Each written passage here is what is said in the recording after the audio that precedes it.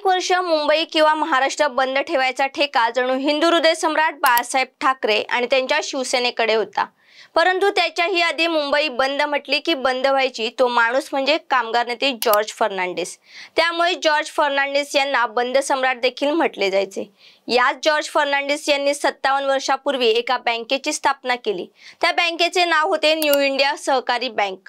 मुळात कष्टकऱ्यांना मदत करण्यासाठी, टॅक्सी चालकांना अर्थसहाय्य करण्यासाठी एक आपली हक्काची, आपुलकी जपणारी बँक असावी हा त्या बँक स्थापनेमागचा उद्देश होता।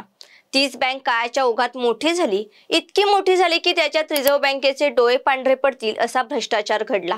नेमकं काय घडलं या न्यू इंडिया कोऑपरेटिव्ह बँकेसोबत तेच मी आपल्याला संक्षिप्त स्वरूपात सांगणार आहे। नमस्कार, मी धनश्री पाठारे, आपण पाहतात टाइम महाराष्ट्र।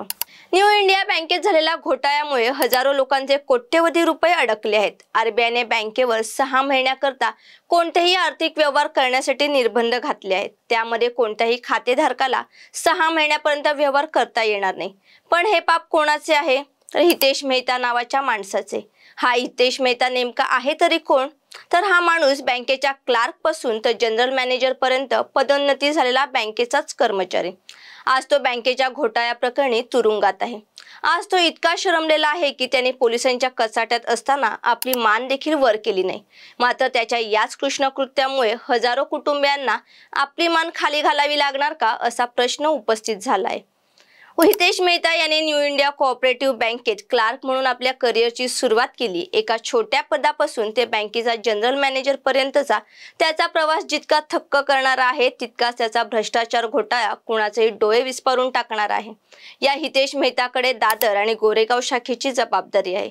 दादर आणि गोरेगाव हे दोन्ही परिसर कष्टकऱ्यांचे किंवा सामान्य मध्यमवर्गीय लोकांचे परिसर म्हणून ओळखले जातात।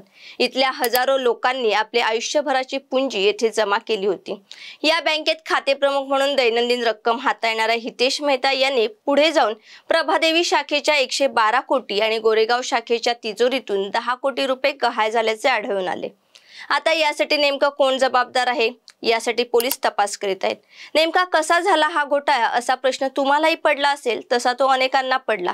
याचे कारण असे आहे की बँकच मुळी कष्टकरी, सामान्य आणि मध्यमवर्गीयांची होती। हितेश मेहता 2020 पासून बँकेच्या लॉकर मधून पैसे गहाळ करीत होते। तिजोरीत पैसे ठेवण्याऐवजी तेच पैसे ते बँकेच्या बाहेरील व्यवहारात वापरत असल्याचे आता निष्पन्न झाले आहे। बँकेचे पैसे आपण नातेवाईक आणि ओळखीच्या लोकांना दिल्याचे मेहता यांनी पोलिसांसमोर कबूलच केले। कोणतीही शंका येऊ नये म्हणून मेहता रजिस्टरमध्ये रोख नोंदी देखील करत होते, पण पैसे तिजोरीत जात नव्हते। पण कोणताही कनिष्ठ कर्मचारी त्याला विचारायचे धाडस करीत नव्हता, कारण मेहता एक महत्त्वाच्या पदावर होते। आरबीआयने घेतलेल्या तपासानुसार एक गोष्ट स्पष्ट झाली आहे की प्रत्यक्षात बँकेच्या खात्यात जमा झालेली रक्कम आणि बँकेच्या तिजोरीत जमा असलेली रक्कम यात खूप मोठ्या स्वरूपाची तफावत होती आणि इथेच घोटाळ्याची नांदी होती। हा घोटाळा उघडकीस आल्यानंतर आरबीआयने न्यू इंडिया कोऑपरेटिव्ह बँकेच्या केवळ व्यवहारांवर बंदी घातली। बँकेचा परवाना अजून तरी रद्द करण्यात आलेला नाही। हे सामान्य माणसाचं नशीबच समजावं, पण ही भीती कधीही खरी होऊ शकते।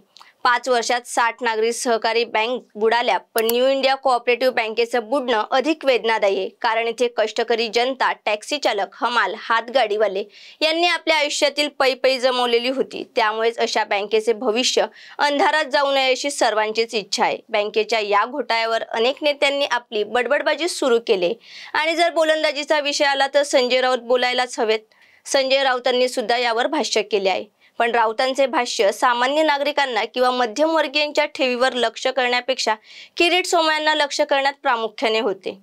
मुंबईमध्ये न्यू इंडिया बँक ज्या प्रकारे लुटली गेलेली आहे त्याच्यामध्ये सगळे भारतीय जनता पक्षाचे लोक आहेत। जनतेचा पैसा, सगळे बिल्डर, मेहता, जैन आणि एक कदम भाजपचा। आता कुठे गेले मुलुंडचे पोपटलाल? आता कुठे गेले? एवढी मोठी बँक लुटली गेली शेकडो कोटींना। आता हा मुलुंडचा पोपटलाल कुठे लपलाय, कुठल्या बिळात लपलाय? आता का बोलत नाही तो? का भारतीय जनता पक्षाच्या लोकांनी बँक लुटली म्हणून बोलत नाही? गरिबांचा पैसा नाही तो, सामान्यांचा पैसा नाही, टॅक्सीवाल्यांचा पैसा आहे। आमदार राम कदम हे या बँकेचा व्यवहार शॅडो कॅबिनेट म्हणून पाहत होते। त्यांनी स्वतः कर्ज घेतलेलं आहे। त्यांनी अनेकांना कर्ज देताना ते मध्यस्थी करतात असे आता बँकेतले कर्मचारी आम्हाला सांगतायत। याची चौकशी व्हायला पाहिजे. राम कदम जर याच्यात असतील तर त्यांच्यावर गुन्हा दाखल व्हायला पाहिजे, कोणी असेल. आणि सरकार आतापर्यंत का मूग गिळून आहे, आरबीआय का सांगत नाही आहे? म्हणजे तुमच्या कलम 16 आणि 17 प्रमाणे लोकांना पैसे द्यायला पाहिजे, ते कधी देणार?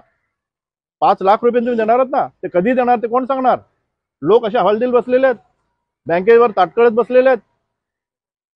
तुम्ही या घोटाळा करणार, लोकांचे पैसे खाणार, मेहनतीचे पैसे खाणार आणि लोकांना तुम्ही जबाब देणार नाही. मग याचा जबाब कोण देणार? हे सरकारची जबाबदारी आहे, हे आरबीआयची जबाबदारी आहे. या बँक घोटाळ्यामुळे सामान्य नागरिकांचा प्रचंड आक्रोश पाहायला मिळत आहे. आता या सगळ्या बुडालेल्या किंवा डुबलेल्या लोकांसाठी कुठले सरकार किंवा कोणते मंत्री धावून येणार आहेत? या बँक घोटाळ्याबाबत तुम्हाला काय वाटते? आम्हाला कमेंट करून नक्की सांगा. हा व्हिडिओ आवडला असल्यास लाईक करा, शेअर करा आणि आमच्या चॅनलला सबस्क्राईब करा.